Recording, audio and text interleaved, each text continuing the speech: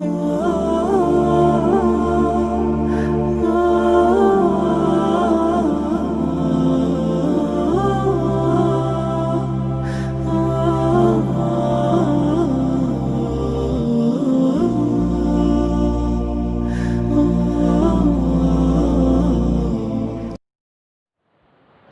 علیکم ورحمۃ اللہ وبرکاتہ۔ پیارے بچوں، کیا حال ہے؟ خیر و عافیت سے ہو؟ اللہ تعالیٰ آپ سب کو اپنے حفظ و امان میں رکھے، امن اور سکون اور عافیت کی زندگی نصیب فرمائے۔ تو بیٹا ہم آتے ہیں اپنے لیسن الدرس الخامس بے جز کے آخری دو آیات اور ایکسرسائز کی طرف، کہ آخری دو آیات کے اندر اللہ تبارک و تعالیٰ نے سب سے پہلی جو آیت ہے، آیت نمبر 39 کے اندر یہ میسج دیا ہے کہ جو اللہ کے پیغامات یعنی دین کی تبلیغ کرتے ہیں، دین کو سیکھتے ہیں اور آگے دوسروں کو سکھاتے ہیں، اللہ تعالیٰ نے ان کی تعریف کی ہے، اور ان کی تعریف کرتے ہوئے فرمایا کہ یہ وہ لوگ ہیں جو اللہ کے پیغامات، اللہ کے احکامات کو لوگوں تک پہنچاتے ہیں، اور جو بندہ دین سیکھ کر اس کو اپنی زندگی میں عملی طور پر لے آتا ہے، عمل پیرا ہو جاتا ہے دین پر، تو اللہ تعالیٰ اس کو ایک دولت نصیب فرماتے ہیں۔ وہ دولت دنیا والوں کا خوف اس کے دل سے اللہ تعالیٰ نکال دیتے ہیں، اس کے دل میں صرف اللہ کا خوف اور ڈر رہتا ہے، ادروائز کسی بڑے منصب والے کا، کسی اور چیز کا اس کے دل میں ڈر نہیں ہوتا، یعنی وہ اللہ کے احکام کو دوسروں تک پہنچانے میں وہ کسی سے ڈرتا نہیں ہے، حق بات وہ کہتا ہے، سچ بات وہ کہتا ہے۔ اللہ تعالیٰ ایسا سچا اور حق بات کہنے والا ہم سب کو بنا دے۔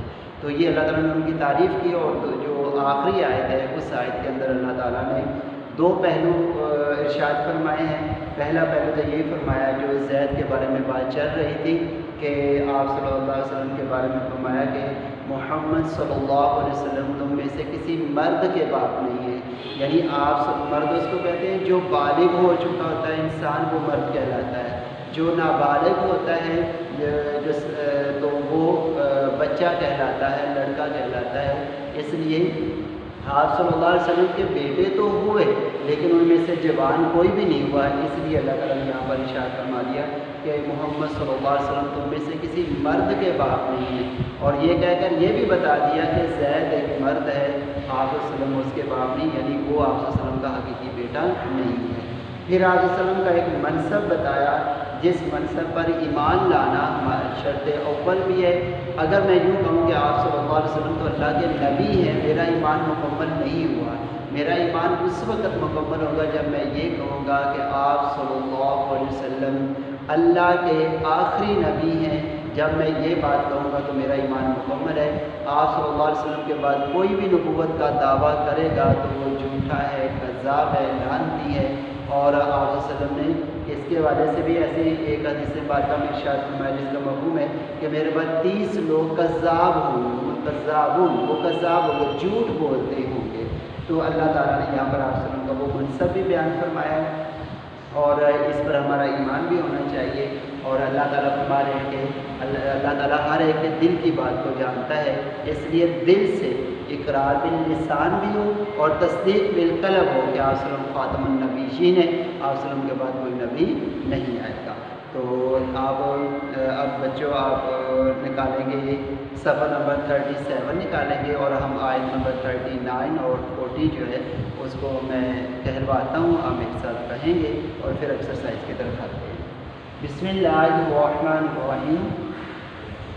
الذین یبلغون رسالات اللہ، وہ لوگ جو اللہ کے پیغامات کو پہنچاتے ہیں، وَيَخْشَوْنَهُ، اور وہ اس سے ڈرتے ہیں یعنی اللہ سے، وَلَا يَخْشَوْنَ أَحَدًا إِلَّا اللَّهُ، اور وہ اللہ کے سوا کسی سے نہیں ڈرتے، وَكَفَى بِاللَّهِ حَسِيبًا، اور اللہ حساب لینے میں کافی ہے۔ مَا كَانَ مُحَمَّدٌ أَبَا أَحَدٍ مِّن رِّجَالِكُمْ، اور محمد صلی اللہ علیہ وسلم تم میں سے کسی مرد کے باپ نہیں، وَلَٰكِن رَّسُولَ اللَّهِ وَخَاتَمَ النَّبِيِّينَ، اور لیکن وہ تو اللہ کے رسول اور نبیوں کی مہر ہیں۔ وَكَانَ اللَّهُ بِكُلِّ شَيْءٍ ایمان اور اللہ ہر چیز کے بارے میں جانتا ہے۔ بیٹا آج کے ایکسرسائز کے اندر جو السوال الاول ہے، جو پہلا سوال ہے، میں سوال تو یہاں پر جگہ کم ہونے کی وجہ سے نہیں لکھا، جواب اس کا لکھتے ہیں، میں سوال پڑھ دیتا ہوں۔ اس سبق میں مسلمان مردوں اور عورتوں کے کیا اوصاف بیان ہوئے ہیں اور اس کے لیے انہیں کس اجر کی نوید سنائی گئی ہے۔ تو ہم دیکھتے ہیں کہ پہلے تو ان کے کیا اوصاف بیان کیے گئے، بالکل پہلی آیت کے اندر، اس لیسن کی آیت نمبر 35 کے اندر ہے، اللہ نے بیان کیا ہے، تو اس کو میں نے شارٹ فارم میں لکھ دیا کہ مومن مردوں اور عورتوں کے درج ذیل اوصاف بیان کیے گئے ہیں۔ نمبر 1 اطاعت گزار، جس کو مسلمان سے تعبیر کیا گیا، سرخم کرنے والے۔ نمبر 2 مومن۔ نمبر 3 فرما بردار۔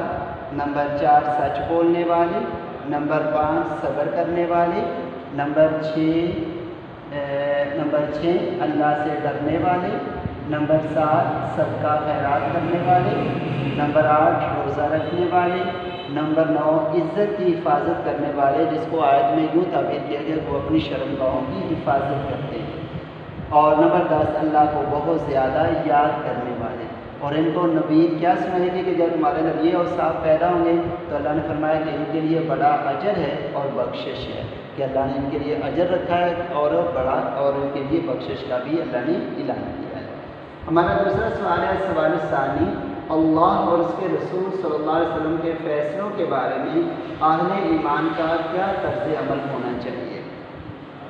کہ جواب اس کا کہ جب اللہ اور اس کے رسول صلی اللہ علیہ وسلم کا فیصلہ آ جائے، یعنی اللہ اور اس کے رسول فیصلہ کر دیں، تو مومنوں کا اختیار ختم ہو جاتا ہے، یعنی اب اس فیصلے کے بارے میں مومنوں کی رائے اور ان کا اختیار ختم ہو جاتا ہے، اور اللہ کے فیصلوں کو، اللہ اور اس کے رسول کے فیصلوں کو بالکل جیسے فیصلہ کیا گیا ویسے ماننا ضروری ہوتا ہے۔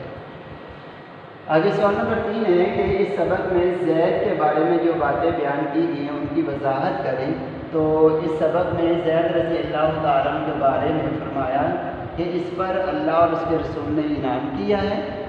اچھا، آپ صلی اللہ علیہ وسلم نے فرمایا کہ اپنی بیوی کو اپنے پاس روکے رکھو اور اللہ سے ڈرو، اور اللہ سے ڈر۔ اور جب اس نے بیوی سے حاجت پوری کر لی تو اس کا نکاح رسول صلی اللہ علیہ وسلم سے کر دیا گیا۔ تو یہ اللہ تبارک و تعالیٰ نے زید کے بارے میں چند باتیں یہاں پر کی ہیں۔ بیٹا یہ ایکسرسائز اور یہ لیسن جو ہے اس کو آپ لوگوں نے، یہ ہمارا لیسن کمپلیٹ ہو گیا، آپ نے نوٹ بک پر بھی لکھنا ہے۔ کوئی بات سمجھ میں نہ آئے، کسی حوالے سے کوئی سوال ہو تو آپ لوگ پوچھ سکتے ہو۔ السلام علیکم۔